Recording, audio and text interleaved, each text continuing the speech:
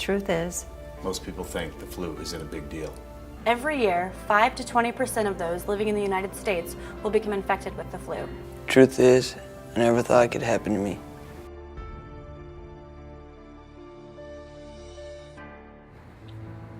Our son Alex was like any other teenage boy.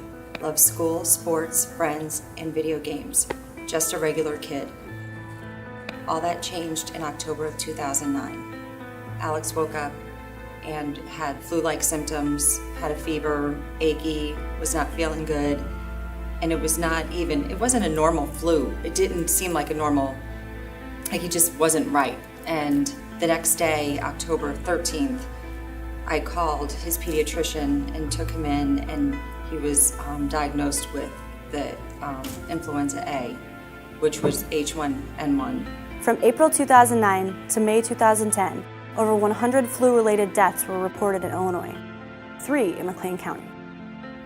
They admitted him into the Children's Hospital of Illinois that Sunday.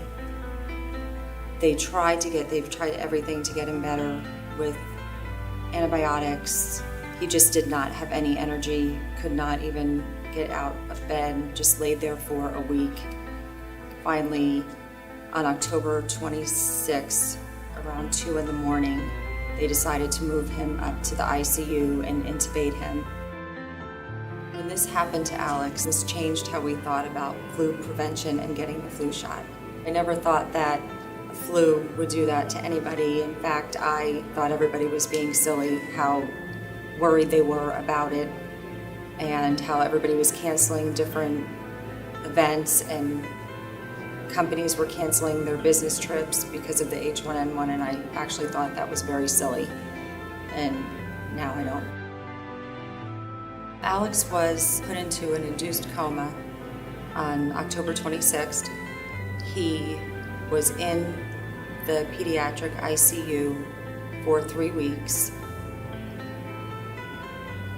It was very hard to see. I'd say the first week was probably the hardest.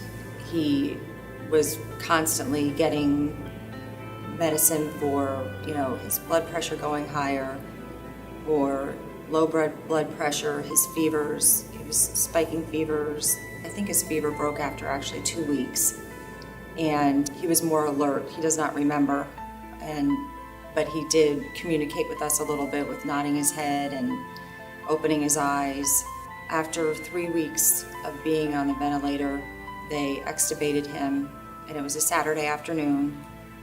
He did great when he got off of that. He still was on the oxygen, and he ended up staying in ICU for 2 more days and then moved to intermediate care. He was in intermediate care for a week, and they did physical and occupational therapy with him, and for him to get out of bed and just walk to the door was great, but he was out of breath. I mean, it was very hard for him. He was about 5'6" and down to 84 pounds.